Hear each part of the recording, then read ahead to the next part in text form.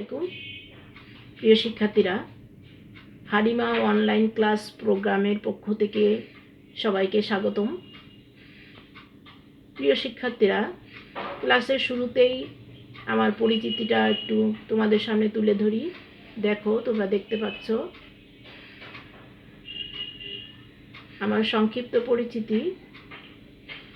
আমি নিশাত পারভিন, সহকারী শিক্ষক, Halima girls school and college, Faridpur. তাহলে প্রিয় শিক্ষার্থীরা, আমার পরিচিতিটা তোমরা জানলে। আসো আমরা ক্লাসে ফিরে যাই। আমরা আজকে তোমাদেরকে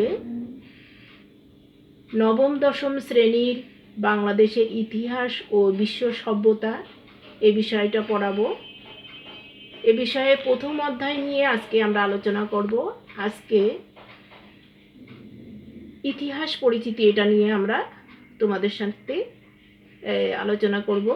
প্রিয় শিক্ষার্থীরা, তাহলে আর কথা নয়, আসো আমরা ক্লাসে মনোযোগ দেই। প্রিয় শিক্ষার্থীরা, দেখো তোমরা কতগুলো ছবি দেখতে পাচ্ছ। এই আমাদের জাতির পিতা বঙ্গবন্ধু শেখ মুজিবুর রহমানের সেই 7ই মার্চের ঐতিহাসিক ভাষণ, তারপরে মহান মুক্তিযুদ্ধ তোমরা নিশ্চয়ই দেখতে পাচ্ছ। ছবি দুটি বাঙালিদের কি মনে করিয়ে দেয় তোমরা বলতে পারো প্রিয় শিক্ষার্থীরা? হ্যাঁ, ছবি দুটি আমাদেরকে মনে করিয়ে দেয় আমাদের স্বাধীনতার ইতিহাস। তাহলে প্রিয় শিক্ষার্থীরা, আমাদের আজকের পাঠের বিষয় ইতিহাস। এই পাঠ শেষে তোমরা যা যা শিখবে, ঐতিহ্য কি বলতে পারবে, ইতিহাসের সংজ্ঞা বলতে পারবে, ইতিহাসের উপাদান ও প্রকারভেদ বর্ণনা করতে পারবে, ইতিহাসের স্বরূপ ও পরিসর ব্যাখ্যা করতে পারবে, ইতিহাস পাঠের প্রয়োজনীয়তা আলোচনা করতে পারবে। তাহলে প্রিয় শিক্ষার্থীরা, আমরা এই পাঠের শিখন ফলটা আমরা জানলাম।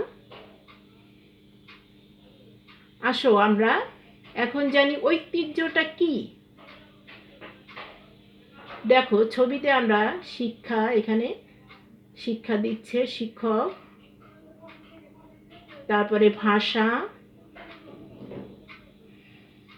শিল্প, সাহিত্য, সংস্কৃতি। তাহলে এই ছবিগুলো থেকে আমরা ঐতিহ্যের সংজ্ঞাটা বা ঐতিহ্য কাকে বলে এটা আমরা সহজেই বুঝতে পারবো। তাহলে ঐতিহ্য হচ্ছে অতীতের অভ্যাস, শিক্ষা, ভাষা, শিল্প, সাহিত্য, সংস্কৃতি যা ভবিষ্যৎ প্রজন্মের জন্য সংরক্ষিত থাকে। তাহলে ঐতিহ্য কাকে বলে প্রিয় শিক্ষার্থীরা? আমরা জানলাম যে অতীতের অভ্যাস, শিক্ষা, ভাষা, শিল্প, সাহিত্য, সংস্কৃতি যা আমাদের ভবিষ্যৎ প্রজন্মের জন্য সংরক্ষিত থাকে, সেটাই হচ্ছে ঐতিহ্য। এরপরে আসো, এই ছবিটা কার তোমরা নিশ্চয়ই বলতে পারবে প্রিয় শিক্ষার্থীরা। আমরা যে বিষয়টা পড়ছি সেই ইতিহাসের জনক হেরোডোটাসের ছবি। তোমরা একটু খেয়াল করো, ছবিটার দিকে তাকিয়ে দেখো হেরোডোটাস দেখতে কেমন।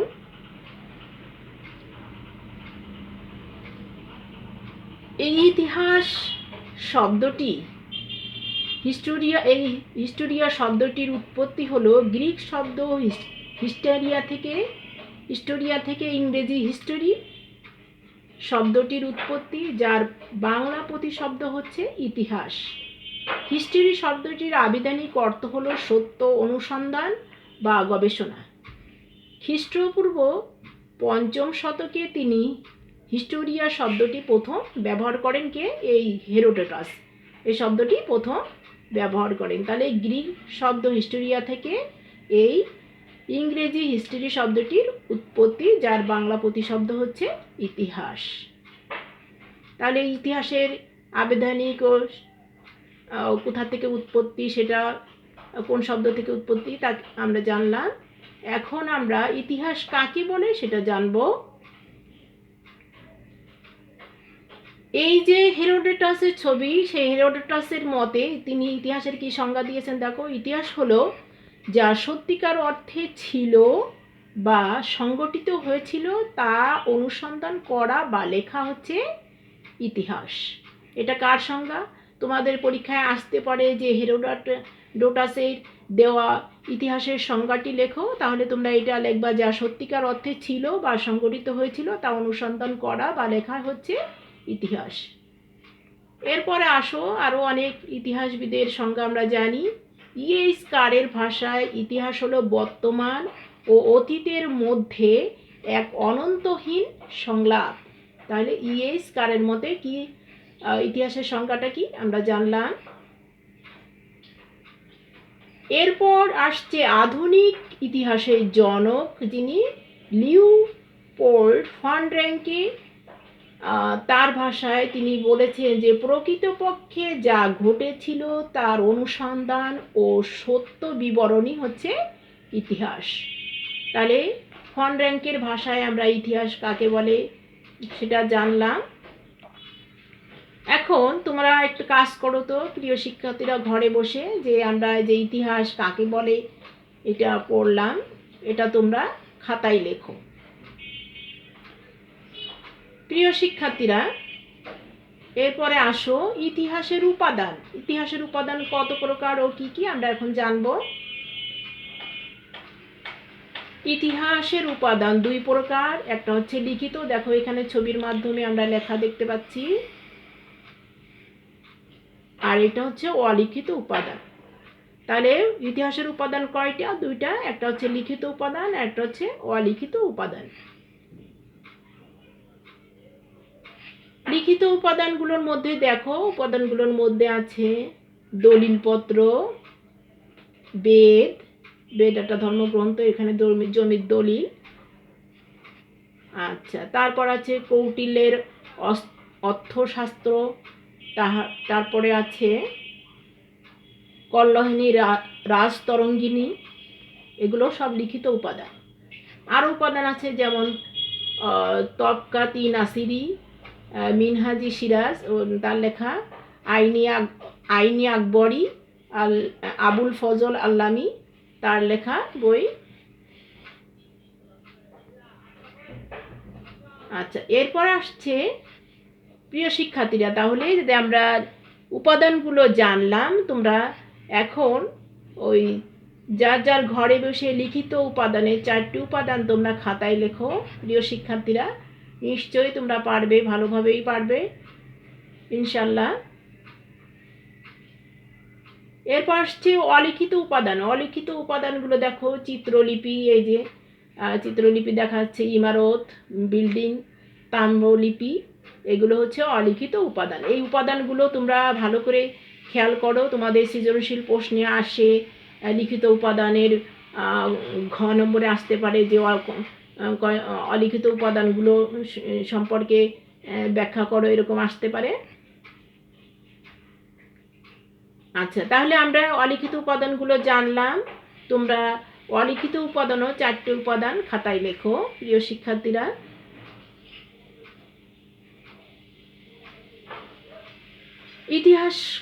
ইতিহাস কত প্রকার?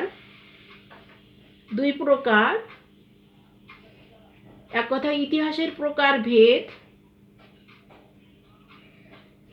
একটা হচ্ছে ভৌগোলিক অবস্থানগত ইতিহাস, আর একটা হচ্ছে বিষয়বস্তুগত ইতিহাস।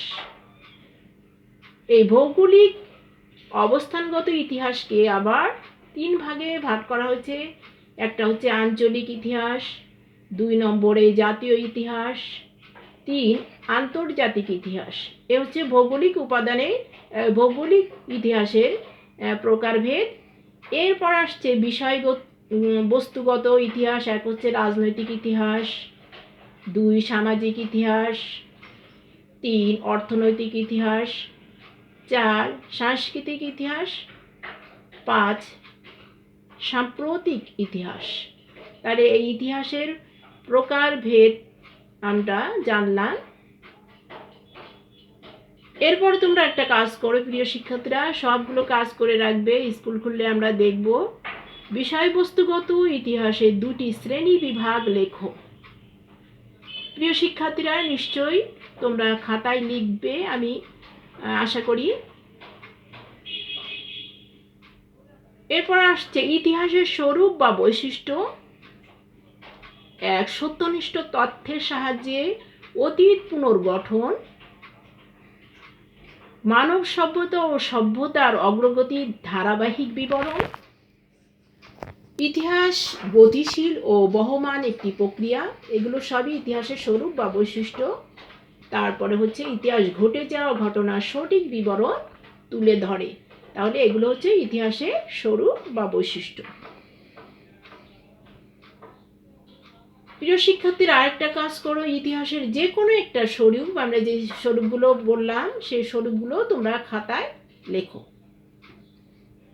এরপরে আসছে তোমাদের একটু মূল্যায়ন করি আমি যে ক্লাস নিলাম এ পর্যন্ত। প্রিয় শিক্ষার্থীরা, 1 নম্বরে আধুনিক ইতিহাসের জনক কে? আধুনিক ইতিহাস মনে রাখবা, আধুনিক ইতিহাসের জনক কে? তাহলে উত্তরটা কি হবে? লিওপোল্ড ফন র্যাঙ্কে। আর প্রথমে যিনি ছিলেন সেটা হচ্ছে হেরোডোটাস। এটা অনেকে ভুল করতে পারে, সেজন্য। আর ইতিহাসের 2 নম্বরে ইতিহাসের অলিখিত উপাদানগুলো কি কি? এখানে যে আছে 1 নম্বরে শিলালিপি, বৈদেশিক বিবরণ, তাম্রলিপি। নিচের কোনটি সঠিক এটা তোমরা করবে, দেখি কেমন পারো। সঠিক উত্তরটা কি কি হবে তোমরা করবে খাতায়। আচ্ছা প্রিয় শিক্ষার্থীরা, তাহলে আজ এ পর্যন্তই। আগামীতে তোমাদের সাথে আবার দেখা হবে। তোমাদের একটা বাড়ির কাজ দিয়ে দেই। বাড়ির কাজটা হলো ইতিহাস থেকে শিক্ষা গ্রহণের মধ্য দিয়েই ভবিষ্যৎ রচিত হয়, উক্তিটির তাৎপর্য বিশ্লেষণ করো। তাহলে প্রিয় শিক্ষার্থীরা, তোমরা বাড়ির কাজটা সবাই খাতায় লিখে নাও এবং কাজটা করো। ইতিহাস থেকে শিক্ষা গ্রহণের মধ্য দিয়েই ভবিষ্যৎ রচিত হয়, উক্তিটির তাৎপর্য বিশ্লেষণ করো। তাহলে প্রিয় শিক্ষার্থীরা, আজ এ পর্যন্তই। তোমরা ভালো থাকো, সুস্থ থাকো। করোনাকালীন সময়ে ঘরে থেকে স্বাস্থ্যবিধি মেনে পড়াশোনা করো, এই কামনা করেই আজকের ক্লাস এখানে শেষ করছি। আল্লাহ হাফেজ।